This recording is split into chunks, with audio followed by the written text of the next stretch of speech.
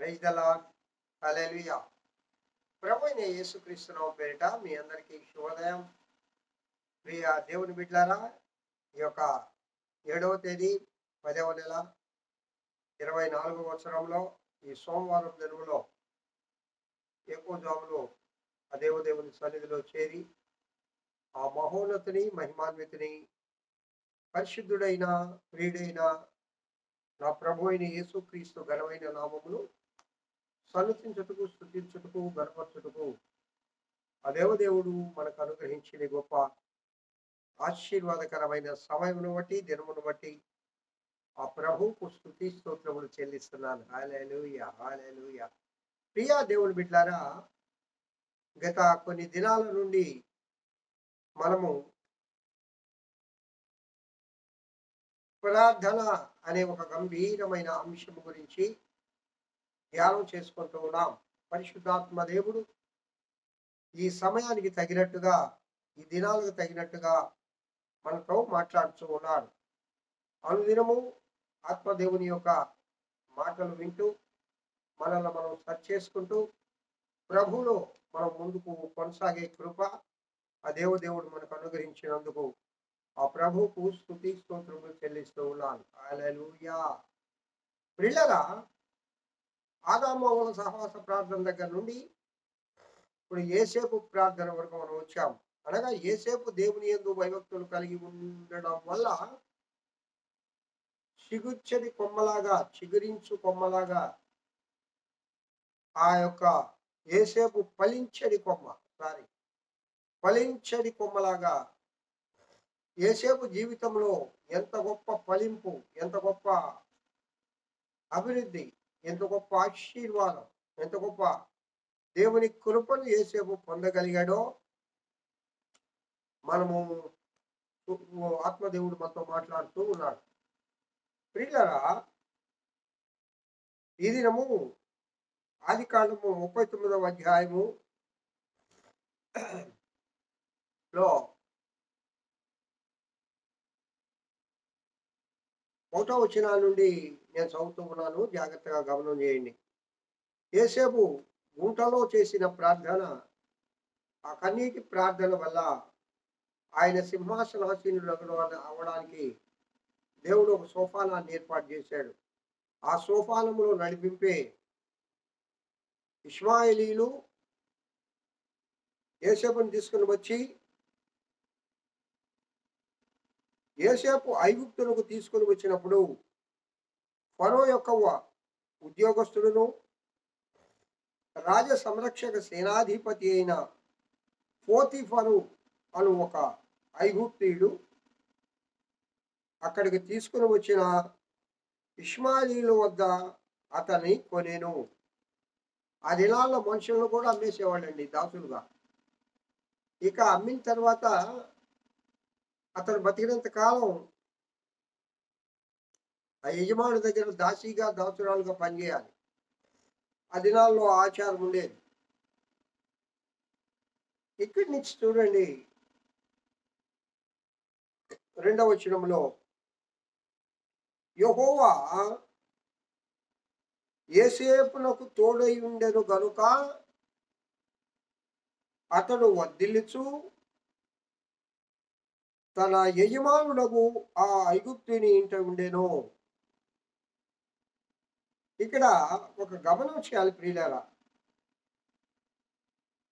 దేవుడు యేసేపుకు తోడుగా ఉన్నాడు కాబట్టి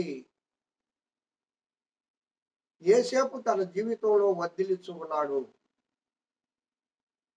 దేవుడు తోడుగా ఉండాలి అంటే ఏం చేయాలి మనం? చెప్పండి. మనము దేవుని యందు భయభక్తులు కలిగి ఉండాలిగా, మనం దేవుని ప్రార్థించాలిగా, మనము దేవుని ఆరాధించాలిగా, మనము దేవునికి ప్రియమైన బిడ్డలుగా జీవించాలిగా. ఆ ప్రభువు యొక్క బిడ్డలముగా మనం ఉన్నప్పుడు ఆయన మన ఎడల ప్రేమ కలిగి ఆయన మనకు తోడై ఉంటాడు. ఎప్పుడైతే దేవుని తోడు నీకు నీ కుటుంబంలో ఉంటుందో నీవు వర్ధిల్లుతూ ఉంటావు, నీ కుటుంబము వర్ధిల్లుతూ ఉంటుంది. నువ్వెక్కడ పాదం పెట్టినా, నువ్వు ఎక్కడ ఎవరిని ఆశీర్వదించినా వాళ్ళు ఆశీర్వదించబడతారు. నువ్వెక్కడ నీ పాదం పెట్టి ప్రార్థిస్తావో ఆ కుటుంబం ఆశీర్వదించబడద్ది. నువ్వెక్కడ జీవిస్తావో ఆ కుటుంబం వర్ధిల్లదు. కారణం ఏంటి? దేవుడు నీకు తోడుగా ఉన్నాడు. దేవుడు నీకు తోడుగా ఉండాలి అంటే నువ్వేం చేయాలి? దేవుని తోడు కోరుకోవాలి కదా. హల్లెలూయా. ప్రియులారా, దేవుని తోడు కోరుకోవాలి కదా. దేవుని తోడు కోరుకున్నప్పుడు, కోరుకోవడం అంటే కోరుకుంటూ వచ్చేస్తుందా? అయ్యా నువ్వు నాకు తోడుగా ఉండంటే వచ్చేస్తుందా? ఆయన ఆయన మనస్సేచ్ఛ ప్రకారము మనం నడవాలి. ఆయన బిడ్డలుగా మనం ఉండాలి. యేసేపు జీవితంలో మొదటి నుండి దేవుని యందు భయభక్తులు కలిగిన వాడు. ప్రాణాపాయ స్థితిలో ఎక్కడో గుంటలో అడవిలో పడవేసిన యేసేపు దేవుడు మరలా పోతిఫర్ ఇంటికి తీసుకుని వచ్చి ఆ కుటుంబం పైన విచారణకర్తగా పెట్టాడట. పోతిఫర్ ఇక్కడ ఏం రాబడిందంటే, పోతిఫర్ మొత్తం యేసేపుకు అప్పగిచ్చేశాడు. ఆయన పయానికి రావడం ఏందో, తినడం ఏందో, వెళ్ళడం ఏందో డ్యూటీకి. తన కుటుంబాన్నంతా, అసలు కుటుంబాన్ని నడిపించేది యేసేపే. యెహోవా అతనికి తోడై ఉండెననియు, అతడు చేసినదంతయు అతని చేతిలో యెహోవా సఫలము చేసెననియు అతని యజమాని చూచినప్పుడు యేసేపు మీద అతనికి కటాక్షము కలిగిన గనుక అతని యొద్ద పరిచర్య చేయువాడాయను. మరియు అతడు తన ఇంటి మీద విచారణకర్తగా అతన్ని నియమించి తనకు కలిగినదంతయు అతని చేతికి అప్పగించాను. ఏమండి, ఒక దాసుడు, ఐగుప్తు దేశీయుడికి ఒక దాసుడుగా అమ్మబడిన యేసేపు జీవితము ఇప్పుడు ఆ కుటుంబానికే విచారణకర్తగా మారాడు. విచారణకర్త అంటే అడ్మినిస్ట్రేటర్ అండి. ఆ కుటుంబం నుండి ఆయనకుండే ఆస్తులేంటి, ఆయనకుండే పనివారేంటి, ఆయనకుండే దాసాదాసీలు ఏమిటి. సేనాధిపతి అంటే చిన్నగా ఉండదు కదా. ఆయనకుండే పంటలేంటి, పొలాలేంటి, పశువులేంటి, పరిస్థితులేంటి. ఆ ఫ్యామిలీ అడ్మినిస్ట్రేటర్ అయిపోయాడు అక్కడ.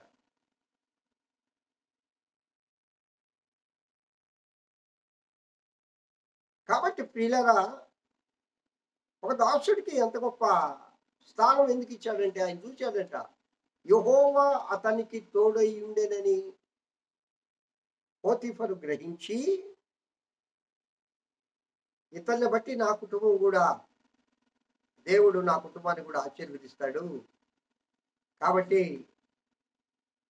ఇతనికి నేను నా కుటుంబ బాధ్యతను అప్పగిస్తాను అని చెప్పి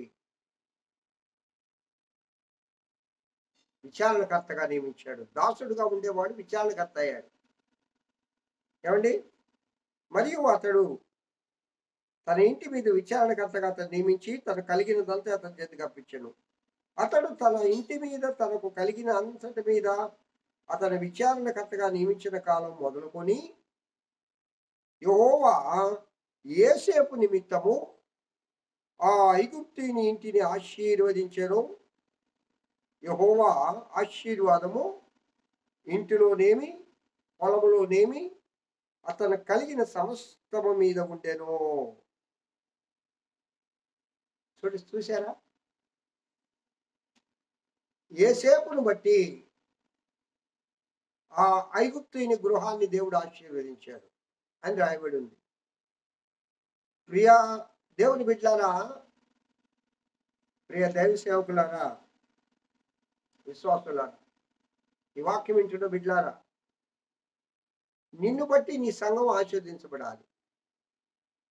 నిన్ను బట్టి నీ కుటుంబం ఆశీర్వదించబడాలి. నిన్ను బట్టి నీ విశ్వాసాలు ఆశీర్వదించబడాలి. దైవ సేవకులారా, ప్రార్థనా పరులుగా ఉంటే యోసేపు పోతీఫర్ కుటుంబంలో ఉన్నాడు. పోతీఫర్ ఎవరండి? ఐగుప్తీయుడు. అసలు ఆ కుటుంబాన్ని ఆశీర్వదించవలసిన పరిస్థితి దేవుడికి లేదు. ఎందుకు ఆశీర్వదించాడు? యోసేపు ప్రార్థనాపరుడు కాబట్టి, దేవుని యందు భయభక్తులు కలిగిన వాడు కాబట్టి, యోసేపును పట్టి యెహోవా ఆ పోతీఫర్ కుటుంబమును, ఆయన పొలమును, ఆయన పాడి పంటను, ఆయన సమస్తమును ఆశీర్వదించాడు. కాబట్టి ప్రియులారా, దేవుని యందు భయభక్తులు కలిగిన ఒక బిడ్డ కుటుంబంలో ఉంటే అతన్ని బట్టి ఆ కుటుంబం ఆశీర్వదించబడాలి. మరి నిన్ను బట్టి నీ కుటుంబం ఆశీర్వదించబడుతుందా? నిన్ను బట్టి దేవుడు నీ కుటుంబంలో నివాసం ఉంటూ ఉన్నాడా? ఎప్పుడు ఆశీర్వదించబడతాడు? నువ్వు యోసేపు వలె ప్రార్థనాపరుడుగా కావాలి. నువ్వు యోసేపు వలె ప్రార్థనాపరురాలివి కావాలి. దేవుని ప్రార్థించే బిడ్డలుగా ఉండాలి. దేవుని ఆరాధించే బిడ్డలుగా ఉండాలి. దేవుని యందు భయభక్తులు కలిగిన బిడ్డలుగా ఉండాలి. అప్పుడు దేవుడు నిన్ను ఆశీర్వదిస్తాడు. హల్లెలూయా. ప్రియులారా, ఈ యొక్క దినంలో మనం గమనించాల్సిన విషయం ఏంటంటే, పోతీఫర్ కుటుంబాన్ని దేవుడు యెహోవా ఆశీర్వదించెను. ఎవరిని బట్టి? యోసేపును బట్టి. కాబట్టి మనం కూడా మన కుటుంబానికి ఆశీర్వాదకరంగా ఉండాలి. నువ్వెక్కడికైతే ఎవరి కుటుంబంలో కాలు పెడతావో నిన్ను బట్టి ఆ కుటుంబం ఆశీర్వదించబడాలంటే నీవు కూడా దేవుని యందు భయభక్తులు కలిగి, ప్రార్థనా జీవితం కలిగి, ఆయన బిడ్డగా జీవించుదువు గాక. హల్లెలూయా. అలాంటి కృప నా ప్రియుడైన యేసయ్య మనందరికీ దయచేయును గాక. ఆమేన్. మహోన్నతుడా స్తోత్రం. యోసేపును బట్టి పోతీఫర్ కుటుంబాన్ని ఆశీర్వదించినట్లుగా మమ్మల్ని బట్టి మా కుటుంబాలను, మా సంఘాలను, మేము కాలు పెట్టే ప్రతి చోటను మీరు ఆశీర్వదించండి. ఈ విధముగా ఈ బిడ్డలు నడవడానికి కృప చూపించమని, వాక్యం వింటున్న బిడ్డలందరినీ ఆశీర్వదించమని యేసు నామమున పేరిట వేడుకొంచున్నాను తండ్రి. ఆమేన్. తండ్రి అయిన దేవుని నుండి, కుమారుడైన యేసుక్రీస్తు నుండి, పరిశుద్ధాత్మన్యుని నిత్య సహవాసం ఈ వాక్యం వింటున్న బిడ్డలందరికీ, నీ సర్వలోక పరిశుద్ధులకు, సార్వత్రిక సంఘానికి ఇప్పుడు ఎల్లప్పుడు సదాకాలం తోడేండి నడిపింపబడును గాక. Amen. Amen. Praise the lord. Have a good day. ఈ దినమంతా ఆయన కృపాక్షేమములే మీ వెంట వచ్చును గాక. హల్లెలూయా. హల్లెలూయా.